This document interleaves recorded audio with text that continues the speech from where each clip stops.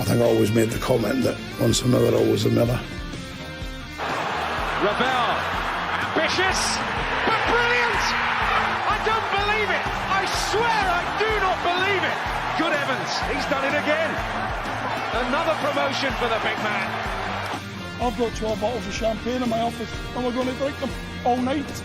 Do me a favour, drop me off in Rotherham.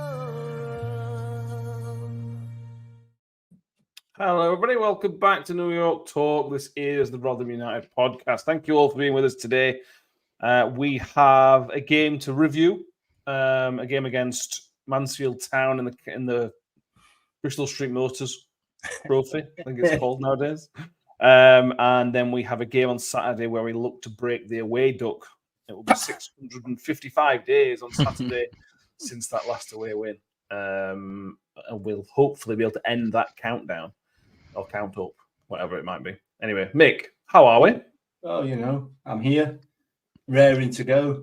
I thought you were going to end it with "I'm here." I thought that was your level of positivity tonight. Well, you know, no, I'm here.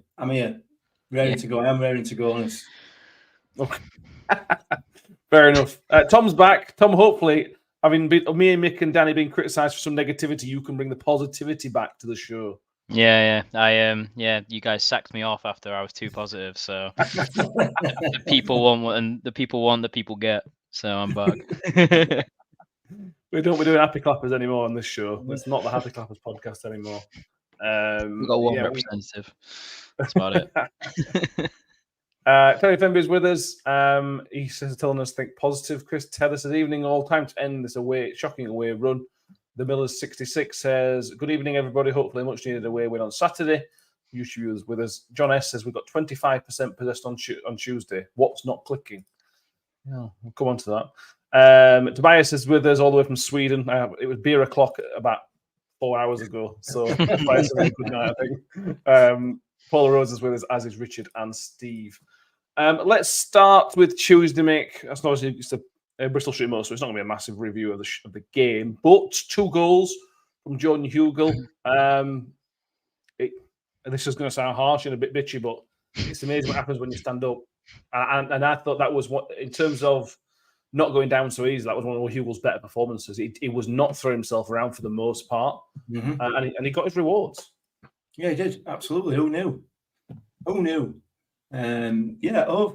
Hopefully Evans has had a word with him and they've had a discussion and they decided that football's best played on 2 feet.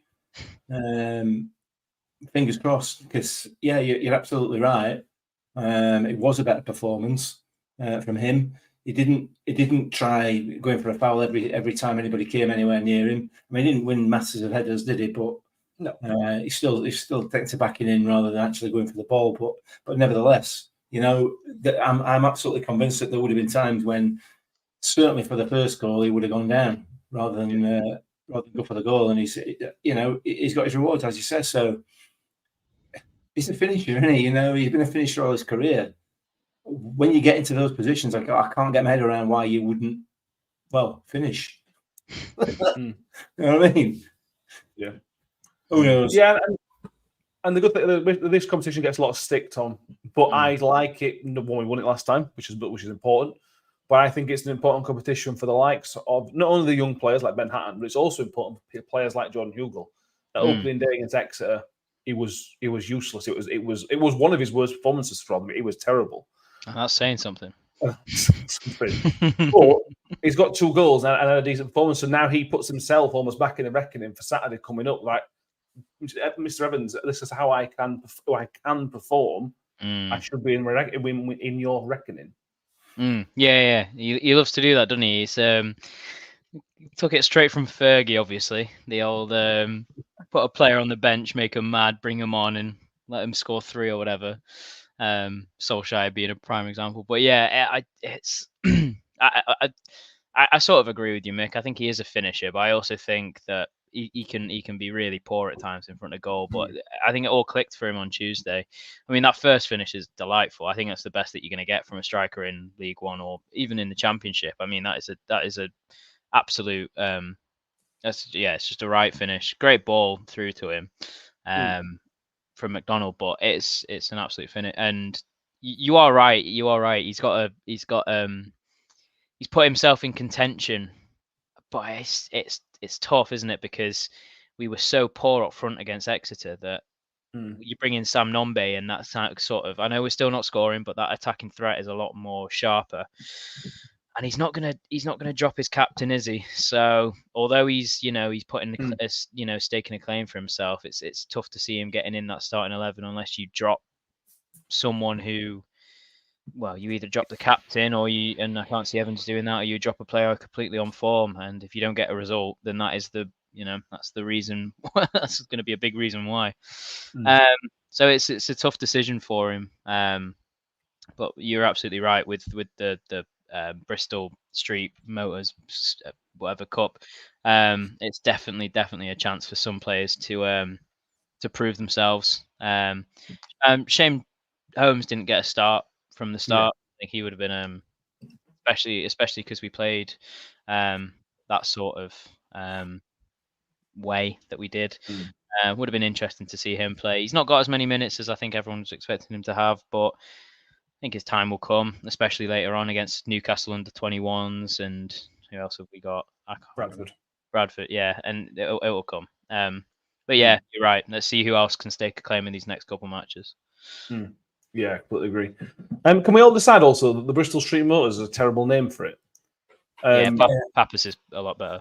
Yeah, I would think with the old names, Papa John's Trophy, it kind of works, and the Johnson's Paints Trophy, it kind of works. It kind of rolls as a combination of words.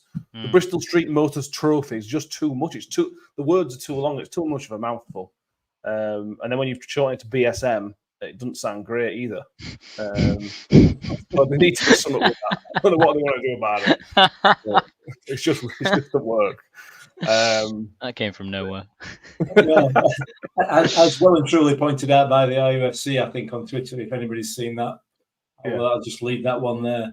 Exactly, and that's the problem with it. Get a new sponsor, come on. Derek Member says, still looks suspect at the back, got lucky Tuesday. John Morell saying it's a pants competition, just accept it. It is, John. It is, but silverware. You know when you win it, and let's just say, for example, well, I don't know whether they have won it or not, but let's just say that Birmingham get through to the final. You know, you're going to take 45,000 supporters to Wembley. You can have a fantastic day out.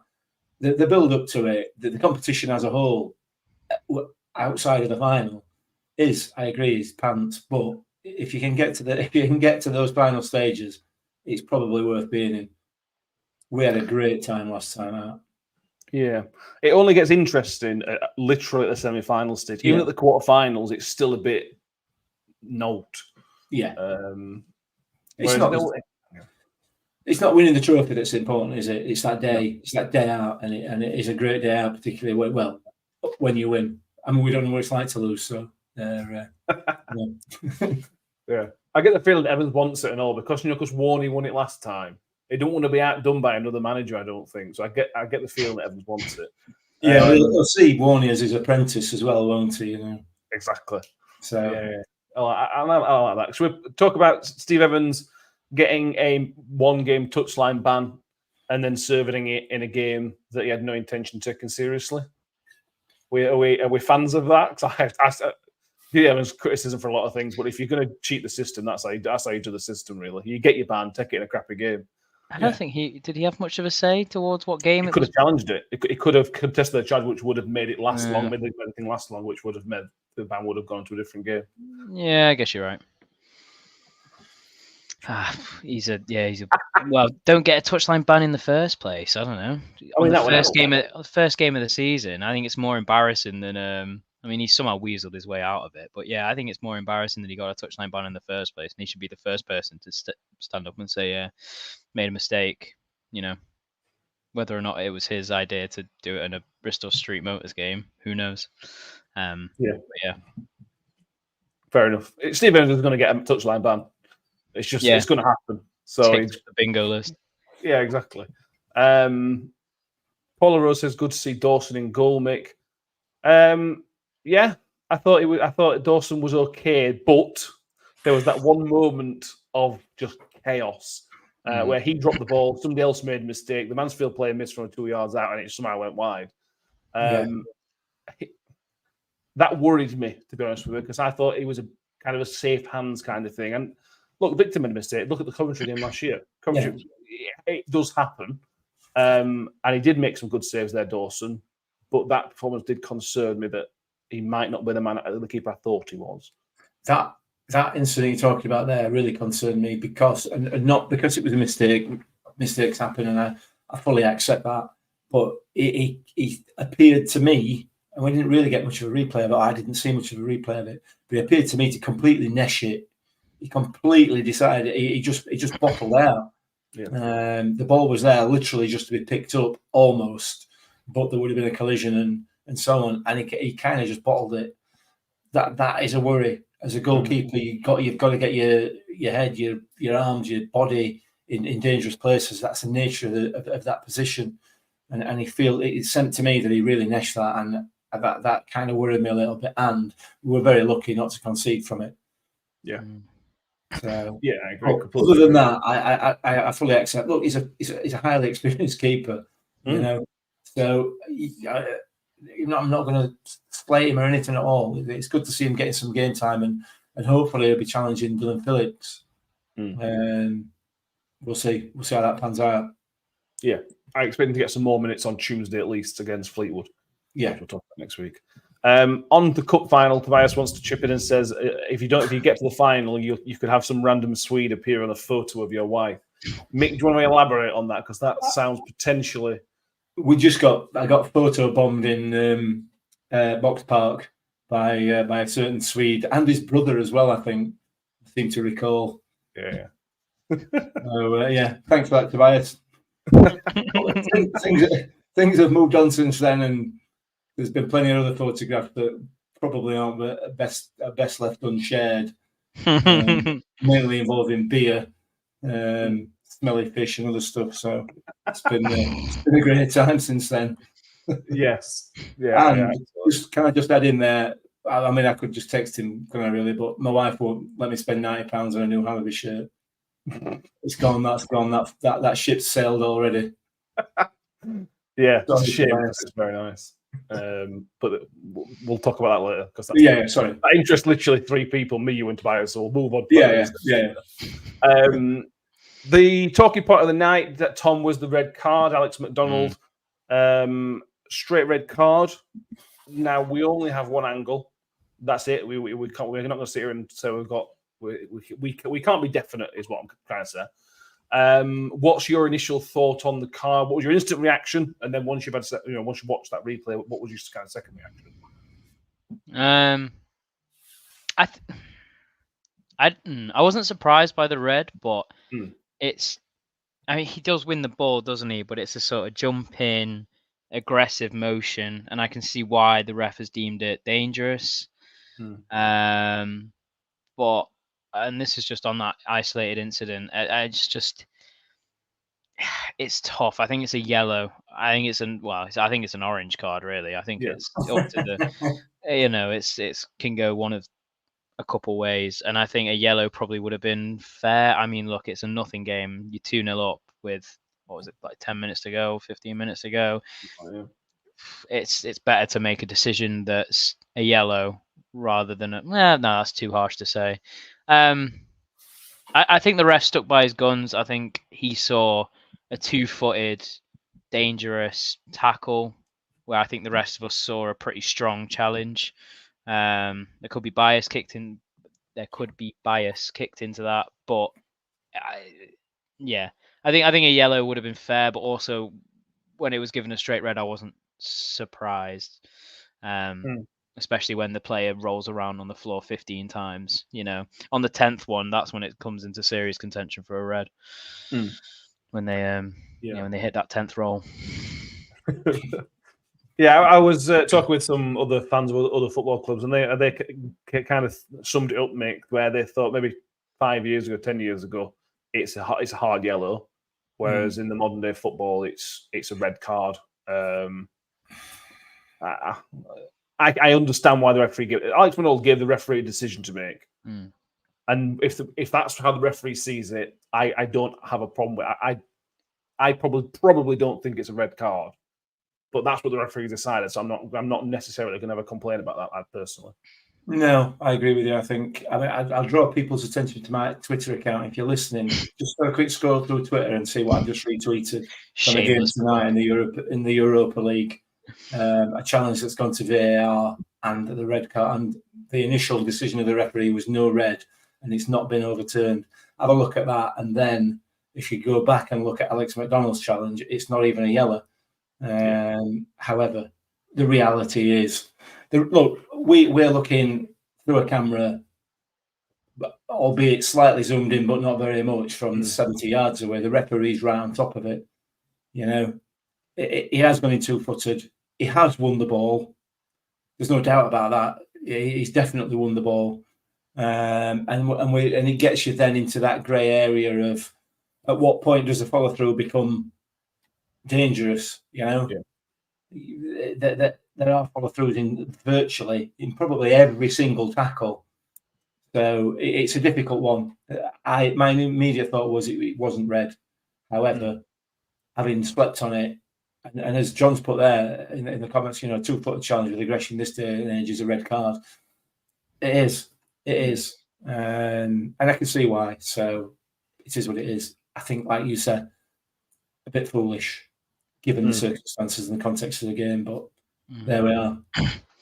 Yeah, I think what it proved really is that Alex McDonald cannot defend, and I think it's don't get me wrong, he's not a bad player. He's really not.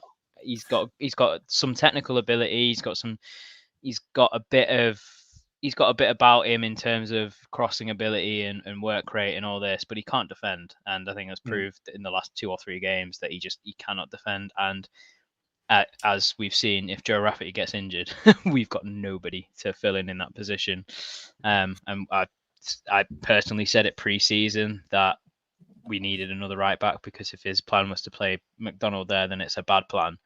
And it's come to fruition. I mean, if that's against Huddersfield in the 50th minute and you win him 1-0, he won't play for months. He's lucky that that's only in the Bristol Trophy, and it's a 3-game ban in the Bristol Trophy when you're 2-0 up with 10 minutes to go. I mean, he's been doing those sorts of challenges and those sorts of mistakes since he first stepped in at right back. Put him right wing, fine. I think he'll do a good job there.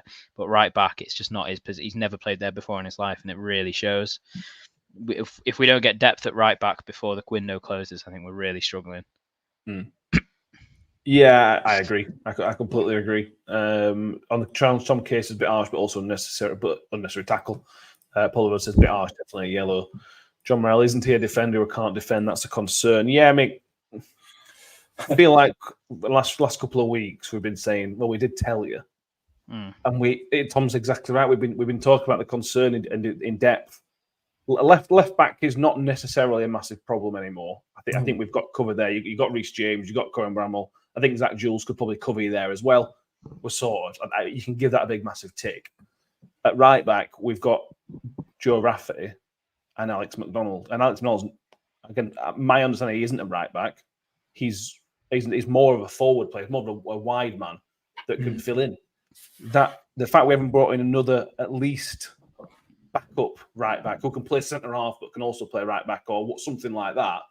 That is a bit mind blowing, and that would be number one. Forget about bringing this kid in from Sheffield United. Forget that.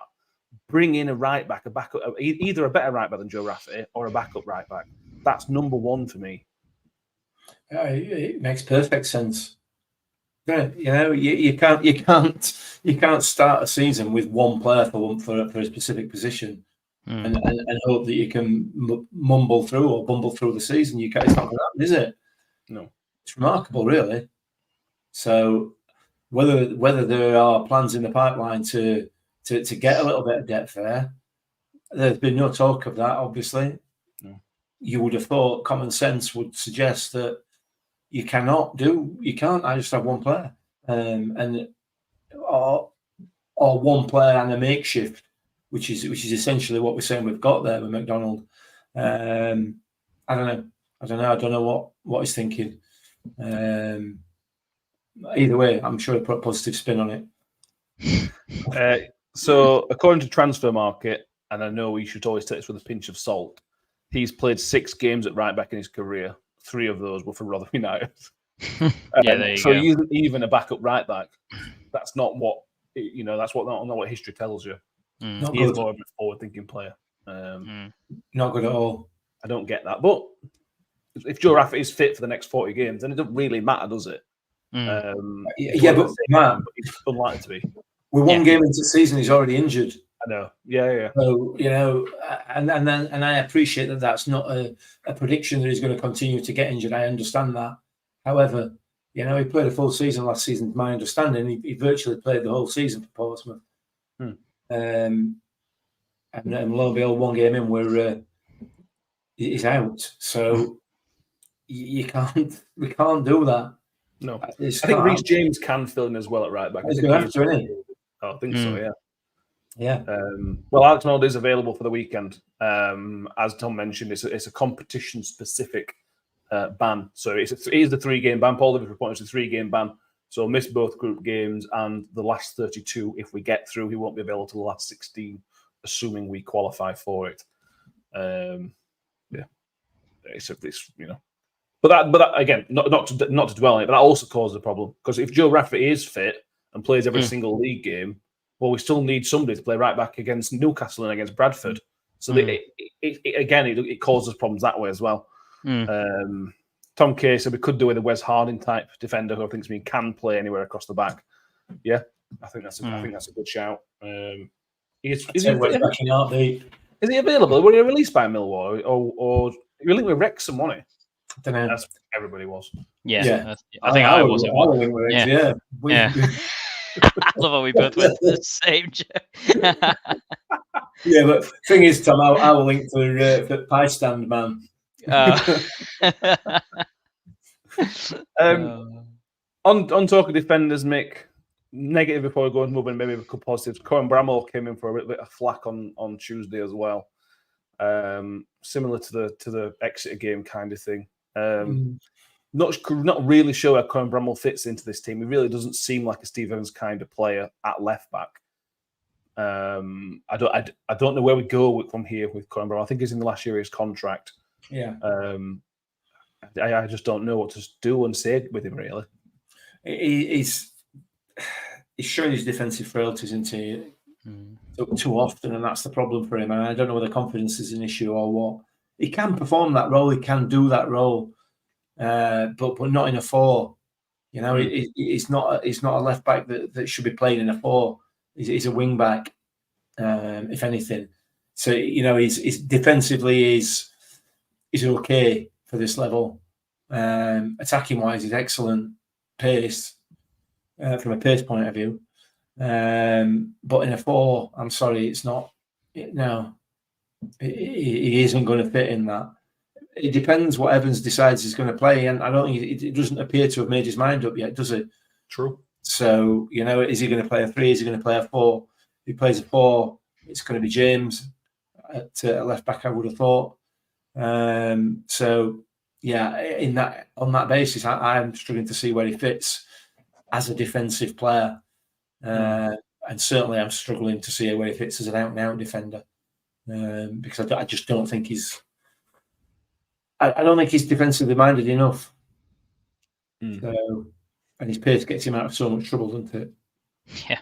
But he shouldn't be in the first place. If he was defensively minded, it's not a criticism of him of that as a player. He's a forward-thinking player rather than a defender who seems to have kind of been pushed back there into the left back position instead of left wing back, and there is a massive difference. Yeah.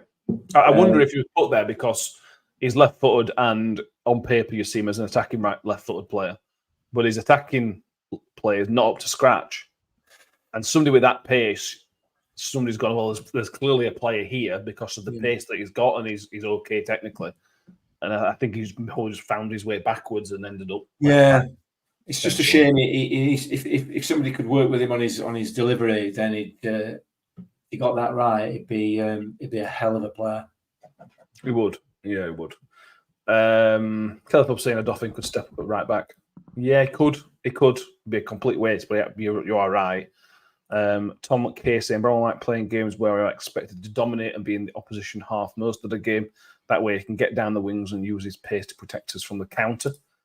Yeah, I could see that, Tom. Look, Conor Bramall's got tools that make him a useful player. This is why last season, we talked about playing him as kind of left-sided centre-back of a three, which he did do it once, twice, and he looked okay.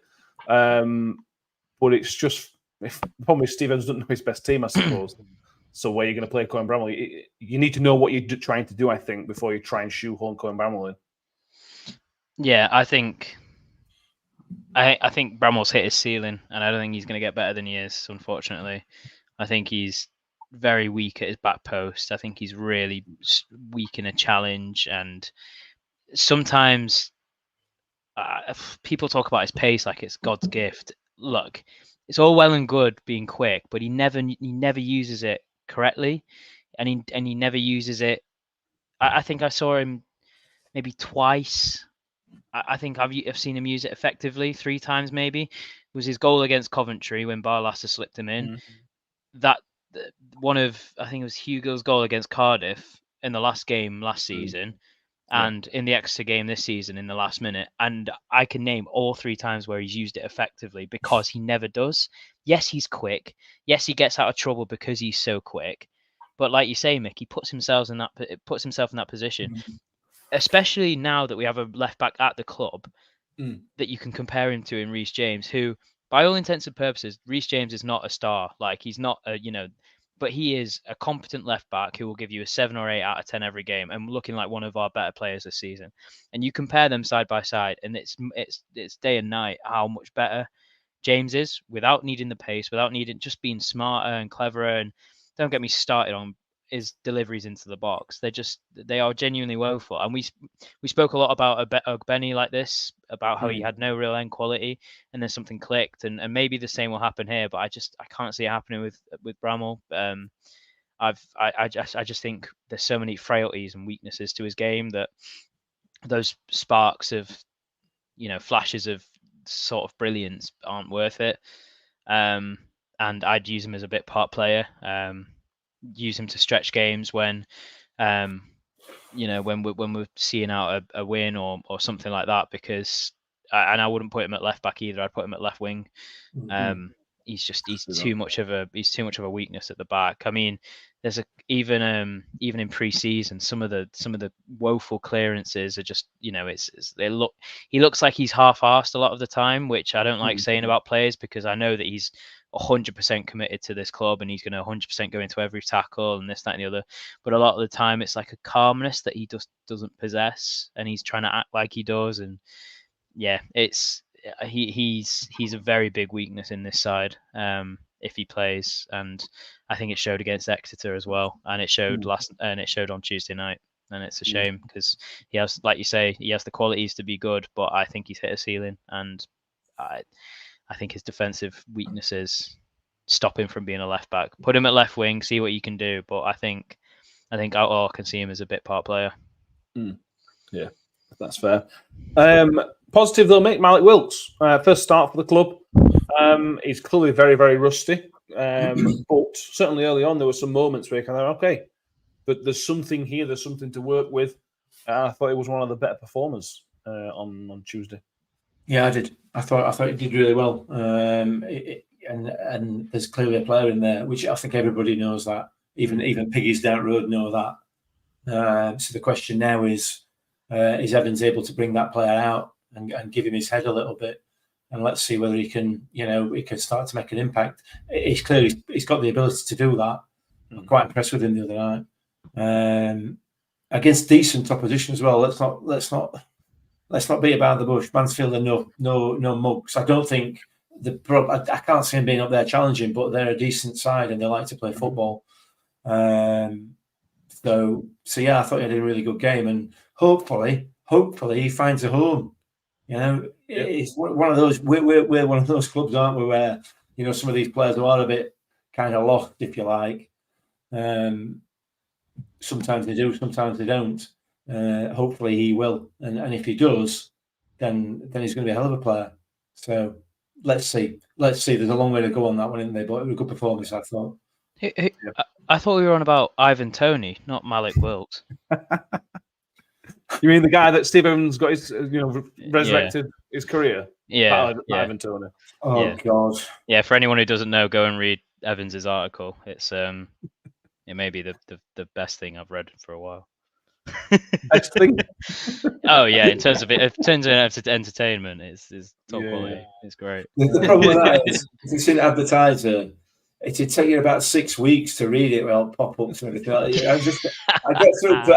get through the first paragraph of any of Paul Davis's articles, and I lose the will to live. The rest of it. Yeah, you're not wrong. He also defended Jordan Hugel in that article as well. He defended Jordan Hugel. The claim that Jordan Hugel throws himself to the ground, like he defended it by. He brought up that people seem to think that Jordan Hugel's on a load of money, which for me, I don't think has been a conversation this year. It was last year because winning the championship, it wasn't a lot of money. Jordan Hugel's wage has not come up once this year in our conversations. I don't know about other people's conversations, but whether Jordan Hugel's on 50 quid a week or 10 grand a week, his performances will be being discussed, and what he does is being discussed and rightly being discussed as well. We don't discuss wages necessarily. We do occasionally, but not in his specific situation. I've seen no mention of that on social media either. I mean, obviously, I've not seen any sort of, on his wages he should be doing X, Y, or Z. I've not seen any of that kind of talk. So sounds a little bit of deflection, a little bit like deflection from Evans to me. That. Yeah, I agree. But what are you going to do? Yeah. So we go into the next game. We're going to talk about the Wycombe game. As the title of the show says, 655 days Saturday will be since we last won. You know what I'm surprised about? I'll come to you on this one, Tom, on Steve Evans. Steve Evans is great about galvanising the fan base and galvanising the fans towards a goal or against something. I'm amazed that Evans isn't using this away thing as a real thing to get to build a bit of momentum behind the fans. Because none of it's his fault. What was it? 2 games he's had away from home, so none of it's on him. I'm surprised because this feels like a free hit for Steve Evans to use this thing to really try and build up something. If when we win, it's going to be amazing. This kind of thing. Are you surprised that? Or am I just overthinking this a little bit? I think you're right. I think he's such a what's the word? PR man. That he's very much a case of. He speaks a lot about last season, and he speaks a lot about how poor we were last season, how he wants to rejuvenate and be better and be more competitive and stuff. So I agree. The fact that he hasn't touched on that, maybe he's worried, maybe he's scared. It wouldn't be like Evans, but to not mention it can mean a lot of things. But maybe you just haven't thought about it. But I completely agree. I think that's one way that you can get fans behind your corner is being in their corner. And we've 655 days is actually ridiculous, but it has been that long since we've even thought about winning away. I mean, even the first Exeter game, I don't think anyone really. Well, I think everyone spoke a big game and thought that we'd be up there, but when it came to it, I think we were all kind of crapping ourselves a little bit, maybe a bit too much. But I wasn't 100% confident that we were going to come out with a win. So this is the sort of time where, Evans has been very to and fro with his comments. He's been very, we'll be up there, we'll push for promotion, to now we'll be a work in progress, and we're still finding our feet. I think this is a this is a chance for a real statement against a Wycombe side that aren't awful. They'll defend well, and they'll make it a tough game. And if we come out of it with a win and a convincing performance, the last performance against Bristol Rovers was convincing. Convincing might be a bit strong. It was better, and it was one that you'd associate a Rotherham United performance with. If we go into a Wycombe game like that, and we battle and we put up a good performance, but we get the goals this time, and we come out with a 1-0 win, scrape a 2-1, but the performance is good. It rejuvenates the fans completely, and it instills belief in the players again. because you got to remember that although we did offload a lot of players in the summer, we've still got a lot lingering and a lot of bad feel and bad ilk lingering, which is never nice psychologically. So I think in his press conference tomorrow, he needs to rally home the fact that, we want this first win. We don't need, there is, a want and a need and a desire to get this first away win for 2 years. Well, just under 2 years. Yeah. So I've done some calculating on this. Obviously, away games literally don't come every week. If we don't win on Saturday, and Harry asks if Tuesday counts, I'm afraid Tuesday doesn't count against Fleetwood. The Charlton game is almost certainly going to be moved because of some Charlton internationals. If we don't win on Saturday, it will go to 690 days, which will be Shrewsbury towards the end of September. The 8th of November 2022 is the game. So we are literally will be within a month of it being 2 years since our away win. Mick, not everybody's been to all those away games, but all of us will have been to some of them. Even if you haven't been to one of them, this is still something there. And if we can get that win on Saturday, this is why I'm surprised Steve has not played into it. If we get that win on Saturday, it will feel like the biggest weight that's ever been on this football club has been lifted. Because this away record, this away thing is just hanging over like one of the heaviest things. This win could be massive in terms of the feel around the place. A win in a decent enough performance, I think, would really lift the mood. Well, no end for me, personally. I don't know. I'm not particularly hung up on whether we've won away or not. I think the issue's been for the last season, for all the last season we've talked about many times, it's been the level of performance. And we've come into this season, the level of performance hasn't improved. It's not improved at all. It's different, but it's not improved. And I think while ever the levels are where they are at the moment and where they have been for the last 12 months or so, I don't think the away win will come. It's about the performances, and it's about I don't know. I just don't see it happening, and I don't think it's specifically the away win that is the issue. I know it's a long time, and we can make a joke about it and everything else, but literally that is all it is. And well, it is a joke in more ways than one, literally and metaphorically. It's about the level of performance, and that's not improved, and it didn't improve on Tuesday. We've talked about the Bristol Rovers game. It was an improved performance on the Exeter game, but we performed better at times last season than we did in the Bristol Rovers game. There's still no direction. We played Mansfield Town at home on Tuesday night and ended with 25% possession of the ball. In what way? And my views on possession points and all that, but that is that's off the scale. Poor. It is off the scale. Poor at home with a level of players that we supposedly got in our ranks. It's really poor, and I don't see that changing because there's much like last season under Taylor, and for the rest of the season, there's no direction, there's no plan, and I still don't see that plan. I still don't see how we're going to play, how he wants to play, and I think, my opinion, and I'm not saying this is right at all, but my opinion, I don't think he knows either. And I think that's why he started to backtrack on his shouty pre-season routine, because I don't think he knows. And if he doesn't know, it could be another 655 days before we win away. Don't say that. It's not. But you know what I'm saying. The point is, it's about the performance. Is what I'm saying. Is the bottom line, and they're not improving sufficiently well. Away from home, the performance becomes less important, doesn't it? Obviously, at this stage, we want to see that. But away from home at any level, it's just about getting over the line. No, not anymore.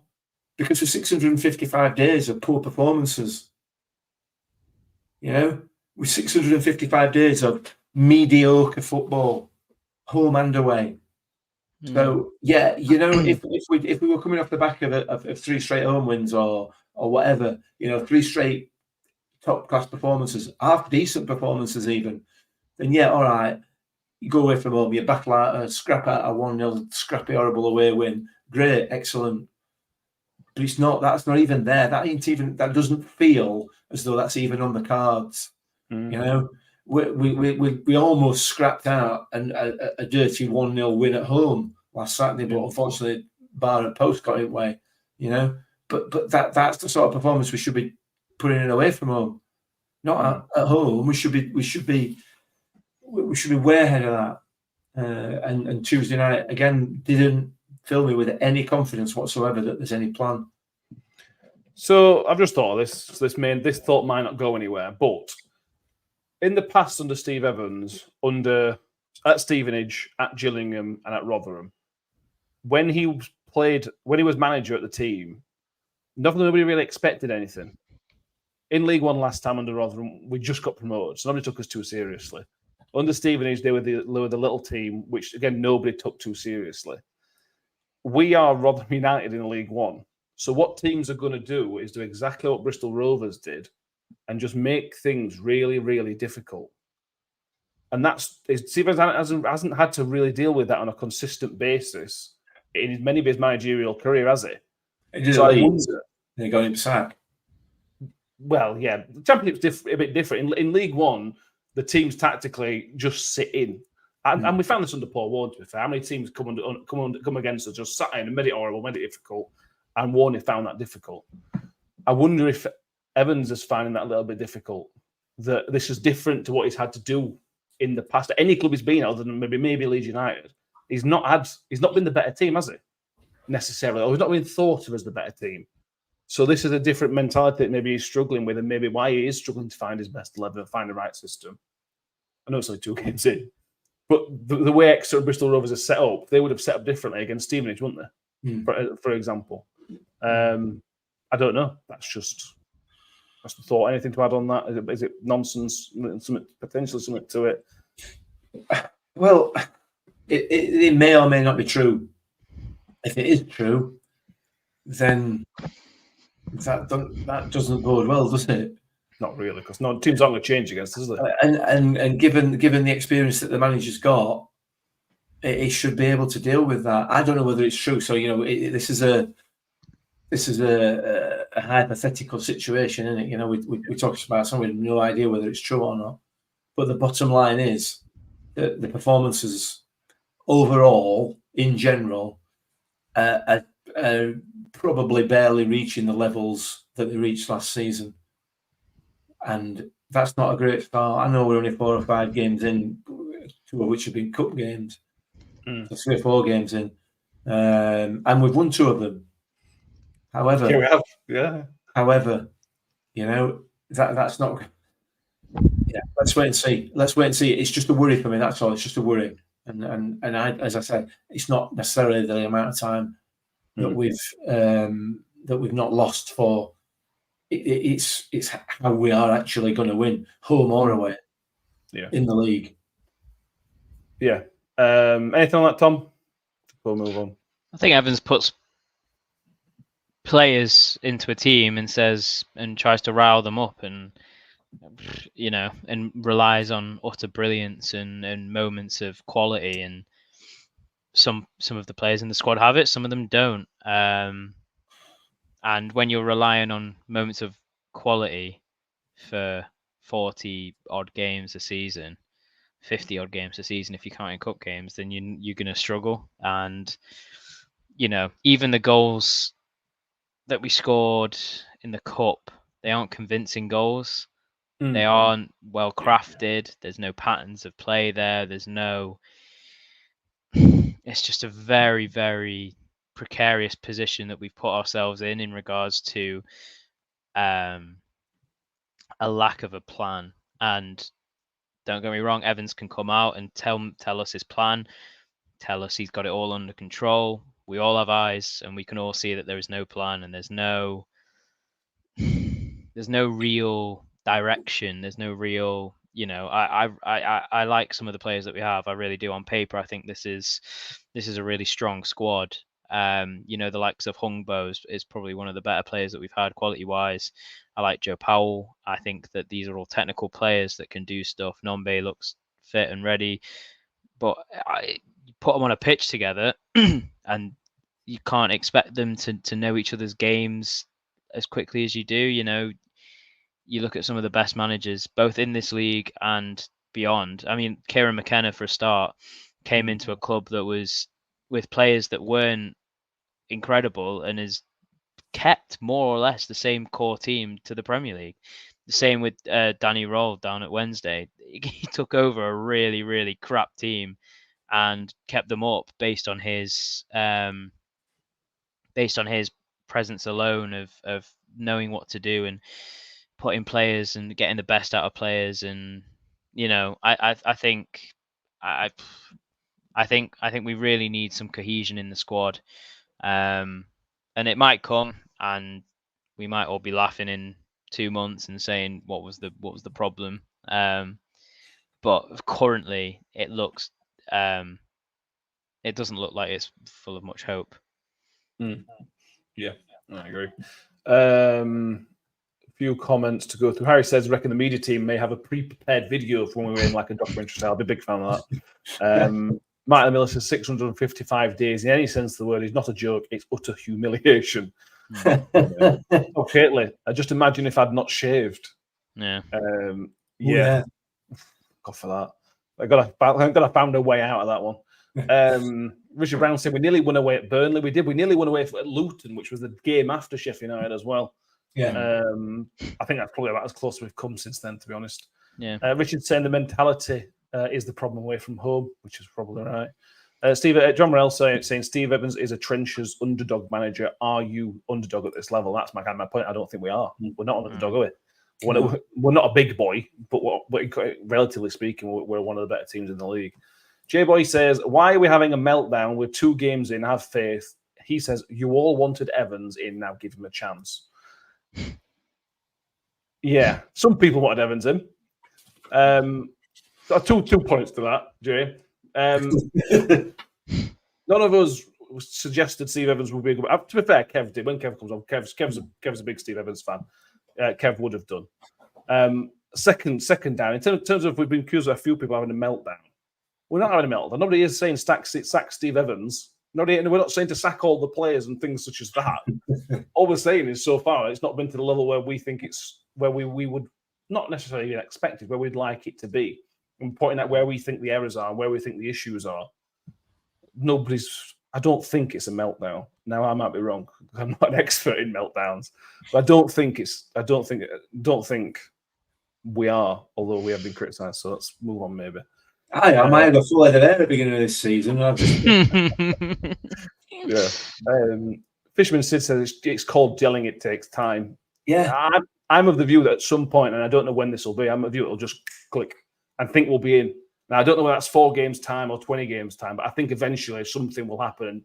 Either Steve Evans will understand the players better, or the players will understand Steve Evans a little better, and it'll all just work. Because these, like Tom just said, these are really good players. A lot of these, there is a team in here, and Steve Evans will keep tweaking and keep changing until he finds something that works. I think the question is, how long is that going to take? That's the only question for me. I'm certain it will click. How long is that going to be? Mike Miller says he's not an Evans fan, but I can't believe all this doom and gloom talk. They say after 2 games there is no hope, as Tom did is bewildering. Yeah, Tom, do you want to defend that? I know what you mean. I know you mean based on the football at the minute, don't you? Not necessarily going forward. Yeah, no, there's not. I think that's taken widely out of context, considering I spoke for 2 minutes about the thoughts behind it, to take out of it that there's no hope. What I say is that, look, this team on paper is quality and should be demolishing teams and should be really, really putting a stamp on the league. You know, you look at our back 4 has 2 players that won promotion last season, has, you know, Cameron Humphreys, who's a championship player at the best, and this, that, and the other. You know, you've got absolute quality players in there, and we look like we're struggling to find goals. We look like we're struggling to get wins at this point, and look, it could be gelling. It could be any number of reasons. You know, I understand against Bristol Rovers we were unlucky, and you know it was. I completely appreciate that the chances came and weren't finished, and that's that's football, that happens. But at this point in the season, it's all obviously it's all obviously tough to sort of get a grip of where your team is. You know, Birmingham don't look fantastic considering how much money they've spent. There's no standout teams yet in this league, but you'd love to be able to see these sort of. I'm a big believer of sort of a philosophy and sort of a style of play, and at this point it looks like I just don't understand what it is, and I'd love Evans to come out and sort of explain what his philosophy is. I don't think he ever would, because no manager ever does that, and that's not just an Evans thing. That's a genuine, complete. Every manager never comes out and says that. But I'd love to be able to go to watch a game and think, look, we're in control here, and the performance is good. I've said from game one we can lose games as much as we want, well, within reason, but if the performances are there and the players are looking like they're it's all coming together, then absolutely I'll take it. Just at this moment in time, it's not. So let's hope on Saturday we all get proven wrong. I'd love nothing more than to get proven wrong. But yeah, let's see.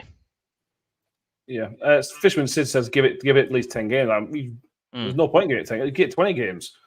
This is a brand new squad that he's got to work together to get that. He's got to find a way to work them out.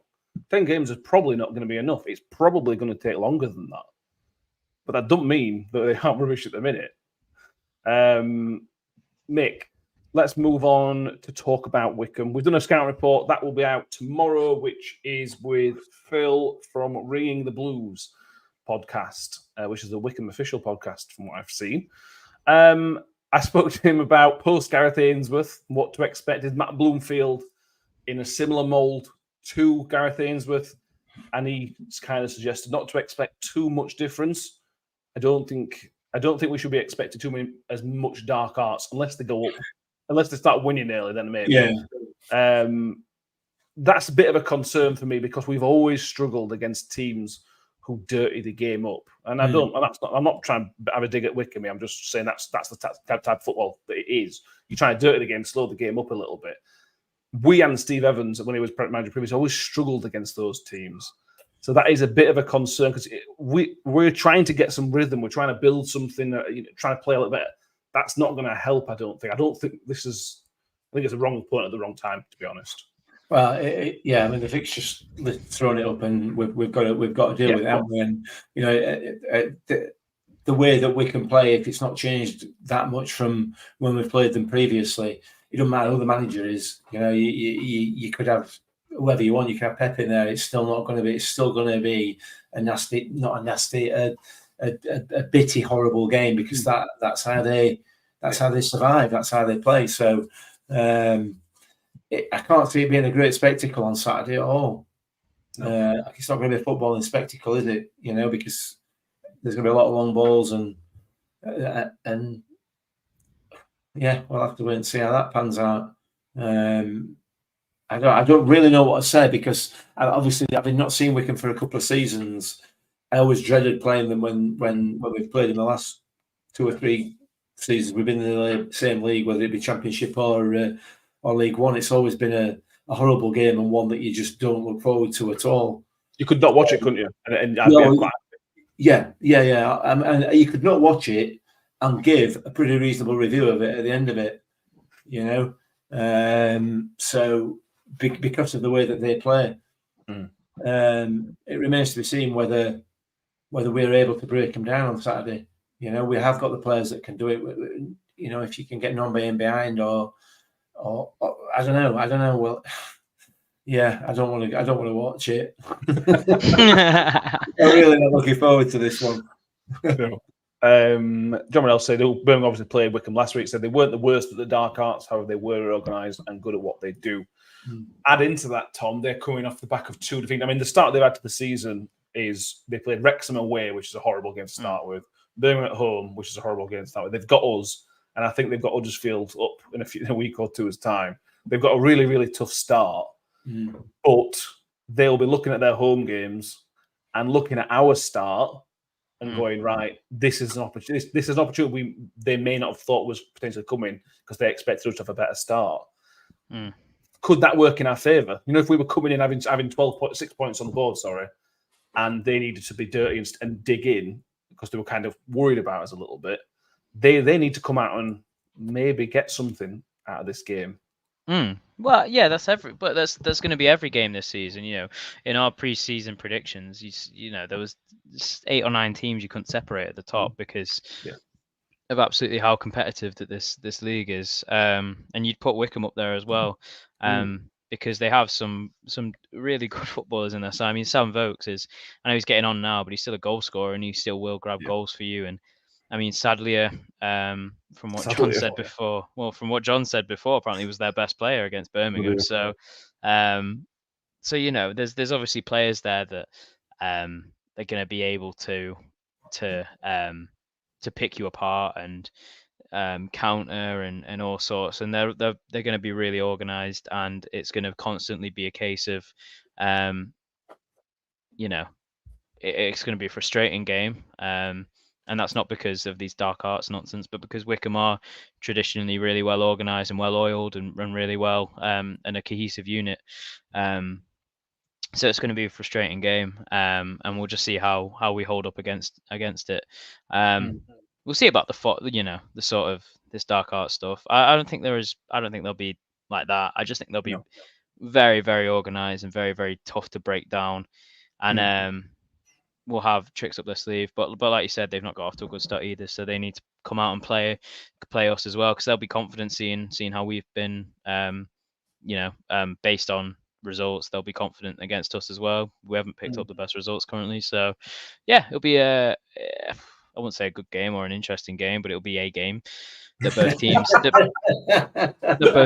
both teams will want to win. So and both teams will feel that they need to win and probably can win.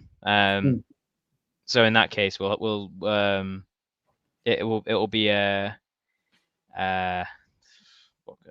game. I'm going to stick with that. It will literally be a game of football. It will be a game of football. Yeah. The good thing about Steve Evans is he's not going to settle for a point, is he? He's not going to do what Matt Tiller did last week and set his team up to get a point, to try and nick a point and hope they get on counter attack. That's not how Steve Evans plays his football, and that is something to be positive about. And that's why I think, again, I might be wrong, I think the first time around our away record was better or as good as our home record under Steve Evans, because he kind of just doesn't respect necessarily. Respect's not the right word, but I can't think of what I'm trying to say. But he doesn't care. He'll just go try and win a game, especially at League One level. Championship's different, obviously. But Steve Evans will be going there to win the game. There'll be no setting up for a point and things like that, which is a massive positive compared to the previous two managers. And maybe a warning a bit, but anyway, let's move on from that. Wycombe's form last season at home was middling 13th, 9 wins, 7 draws, 7 losses. Pretty unspectacular. I don't mean disrespect to Wycombe. Pretty Wycombe, to be honest with you. Just middle of the road kind of thing. But the type of team we have struggled against in the past. Chris Taylor says, will a draw be a good result, Mick? Difficult, isn't it? If we draw but play well, are you happy with that? Are you happy with that than a crappy 1-0 win and we played rubbish? No, I want to win. Obviously, I want to win. Clearly, I want to win. And if we perform like we performed at Exeter but win, then whilst I'll be happy that we've got the 3 points and hope that we can draw something out of the game. So a win's really important to us, not because it's an away game, but given that the position that we're in and everything that we on here moaned about, I particularly have moaned about, we need something to boost our season. So it's a worry if they are organised. If they're an organised team, organisation is not something that we've shown in the first 4 games of this season. Even in the victories, we've not been. You could never describe the performances as organised. So I don't know whether that's going to be. I don't know how that's going to play out. They've conceded 6 goals though already. Yeah, they have. And if their goalkeeper doesn't have the game that Bristol Rovers keeper had the other day, then they may be conceding some more, because assuming that we create those chances, we're getting closer. We created quite a few chances against Exeter, but barely hit the target all game. We created a load against Bristol Rovers, hit the target, but unfortunately the keeper or the post intervened. So maybe that's the progression there, and Saturday I'll see us progress again in that regard. I'll settle for that for the moment. Any little wins we can get, whether it be actual wins of games or performance levels and just hitting the target, anything. So we'll have to. Yeah, it's a really tough one to call. It's a tough one to call, simply because not only because of Wycombe and how they are, and Rotherham and how we are, but also the time of the season. And as everybody's absolutely rightly pointed out, and we have said this over the past few podcasts, we're 2 or 3 games in, we're counting the games in, and are fully aware that things may well change. They may change, and we hope I hope, like everybody said, I want that slice of humble pie in May next year. I really do.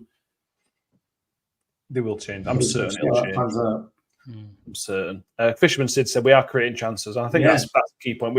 The chances might not be pretty necessarily, or in a way that makes sense to us, but we're creating the chances, we're having the shots, which is, if we weren't creating chances and playing like this, I mean, the world would come to an end. Imagine how critical we'd be then. Oh God, yeah. But we are creating chances. We've been begging for the whole of last season for us to put the ball in the box, and we are at least doing that. Absolutely. Not finishing it yet. Yeah, we will. We will.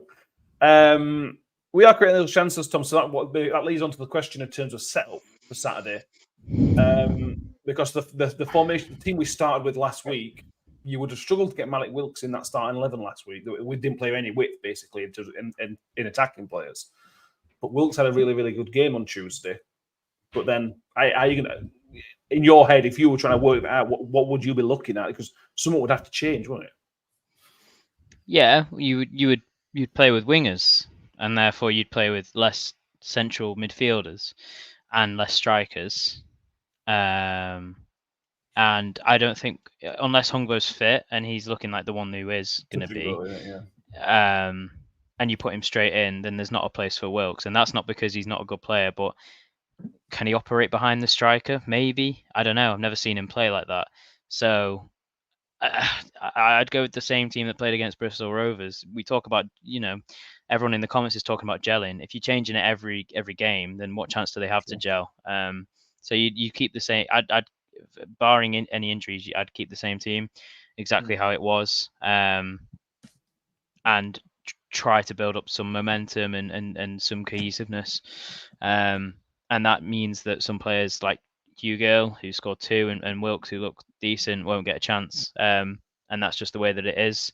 But like I say, if Hungbo's fit, I personally won't put him straight back in. But if the opportunity arises, then go for it. But that formation has to be switched to a 3, 1 striker and 2 wingers, or I guess you could do a 4-4-2. I think that would suit pretty well. And then you're left with less midfielders, so you drop in one of Powell, Kelly, Odoffin, Thierry. So it's not an easy task to pick this team, because it doesn't pick itself. Unlike the past couple seasons, it used to pick itself. This team doesn't, which I think is a good sign. But it's also a sign that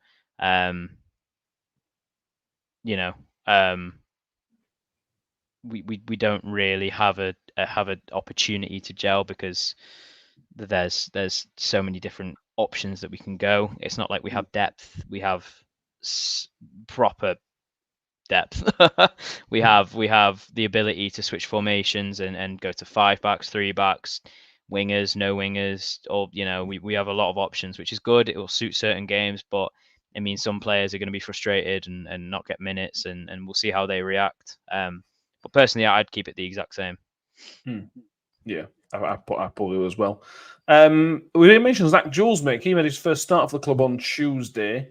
I was quietly impressed with Zach Jules, having been worried about him in pre-season. in a couple of pre-season games. But he came in and did a job, and if Cam Humphries and Zach Jules are going to start on Saturday afternoon because Sean Garrett's injured, I would be pretty okay with that. As Reece James at left back, we're stuck with Alex McDonald because we've got nobody else. But that back four, I'm not a massive McCart fan. So if Jules is fit, I would probably keep Jules in there, to be honest with you. Yeah, I'll be comfortable with that. Him and Cam at the back, in the centre at the back there.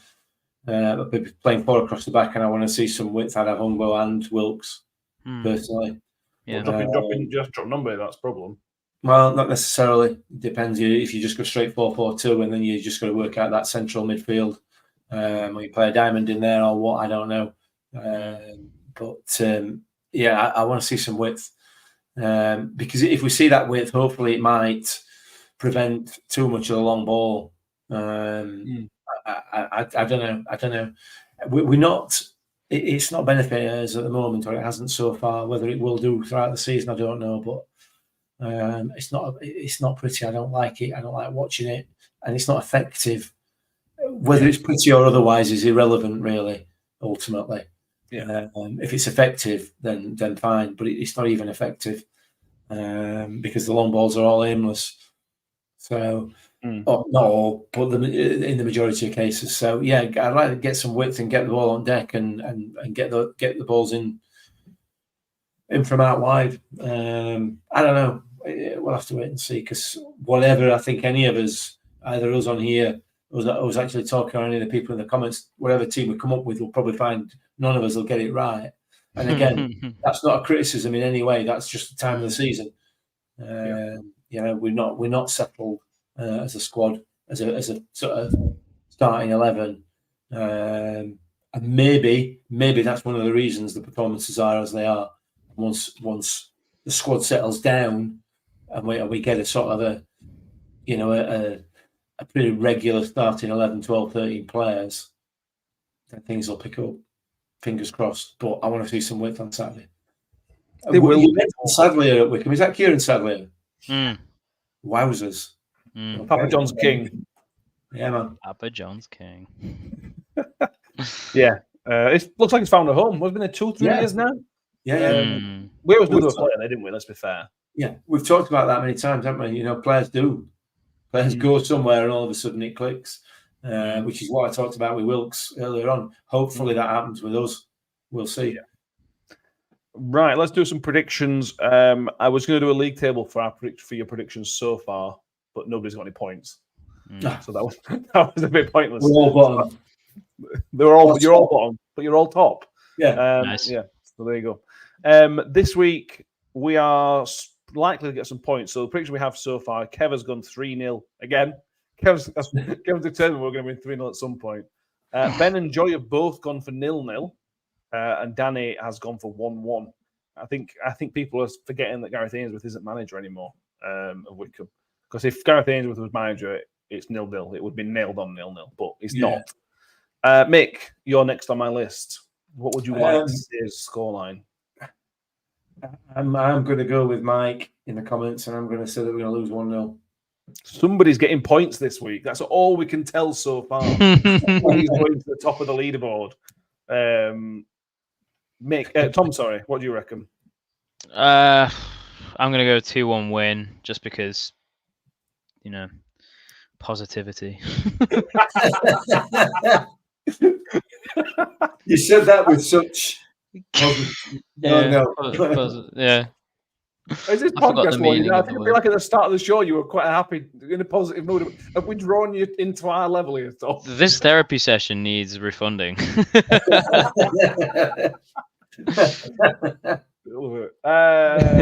Bishman Sid says 1-3. Chris Taylor says 1-2. Mike Miller says a 1-0 defeat. Chris Wright says a doom and gloom ends this week. He says a 1-0 win. James Dyer says 0-1. Harry says 1-0 to Wycombe. Yuchi says 2-1 to us. Phil has a 1-1. Paul Rose says scrappy 1-0 to us. Gumbo saying 0-2. John S saying 2-0 to Wycombe. Andrew Lang says an attritional 1-1 draw. Powell says 0-1. But you can always tell when the mood around the fan base is pretty low because people start predicting us to lose in the comments. Yeah, that doesn't happen normally. When it does happen, as happened in the last What year. I don't know whether everybody else is the same, but what I'm trying to do, you're trying to sort of tempt fate a little bit, and I want to be wrong. And in fact, I might even put a tenner on 1-0 Wycombe, because then it's definitely not going to happen. Good point. We'll just draw them, won't we? Yeah. Which is still no good. Yeah. Terry was saying 2-0 to us as well. I hope so. I'll be so excited if we win on Saturday. I honestly could not care less how we play. It could come off their goalkeeper's backside and be a 1-0 own goal win. It's getting silly now, this away record. I'm just every time we come to do a show about an away record, all my notes and research is just about how rubbish we are away from home. That's it. That's all it is. Yeah. One last thing is ref watch. That would be Mr. Carl Brook. Carl Brook. He's refereed us once, and that was in League One, a 0-0 League One draw with Shrewsbury Town. If I'm right in saying it was the game, it was a midweek game, and we drew 0-0. It's notable because Barlasser was missing because his missus was waiting to labour, and Hacks came in and played. I think it was Hack's first start for the club that game. It was a terrible, terrible game from what I remember. Yeah, it was. We were lucky to get away with 0-0, weren't we? If I remember right. Did they bar from miles out, something like that? I can't remember, but I seem to remember Woody having a bit of a heroic game or doing something. I can't remember whether it was a really good game or I don't know. I can't remember. Anyway, either way. The good thing is I don't remember anything about the referee from that game. Yeah. So that's a positive. It's a positive. It was 4 years ago as well, or maybe even longer. So 3. No, 21, 22. Okay. So 2 years, 2.5 years ago, 2.5 years ago, mate. Almost as long as since we last went away from home. All right. Yeah. Okay. Anything else? Do you need a hug, Matt? Do you need a hug? Do you need somebody to come and give you a hug? I'm all right, me. I'm determined this is going to be a good weekend. Okay. For Rotherham United. I've just got a feeling about this one, and I've got a positive feeling towards it. Don't know why.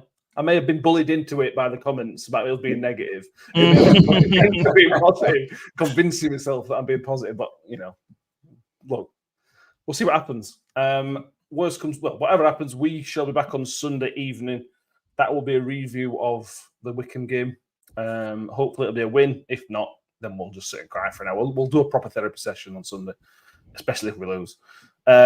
We do have another cup game to look forward to. Fleetwood Town are back. We're going to Fleetwood Town on Tuesday next week in the Carabao Cup second round. We'll preview that as well because that should be a barrel of laughs with I'm sure a bumper crowd expected over at the Five-Piled Course or whatever it's called. Anything else, boys? No, we need to win on Saturday. We have to win on Saturday because I don't want to be sitting in a car park in Wales crying in my car at 9 o'clock at night. That's not a good look. Again. There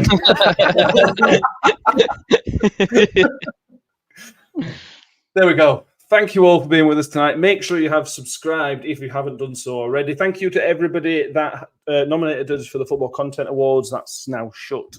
But thank you for the people that did nominate us. I don't care if we don't get to make the finals. I appreciate everybody that voted, that nominated for us. I appreciate you joining us, being with us, sticking with our negativity, calling out us on our negativity and all that nonsense.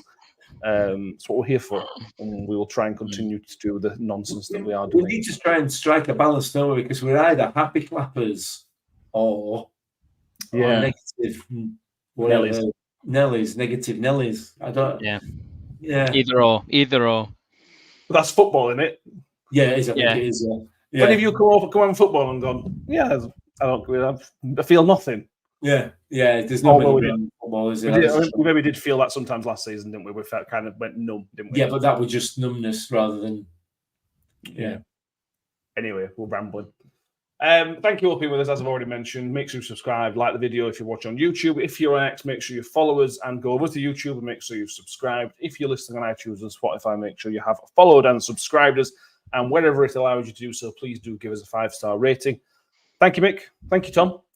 And we will see you all next time. As always, up the Millers. Up the Millers. I think I always made the comment that once a Miller, always a Miller. Ravel, ambitious, but brilliant! I don't believe it! I swear I do not believe it! Good heavens, he's done it again!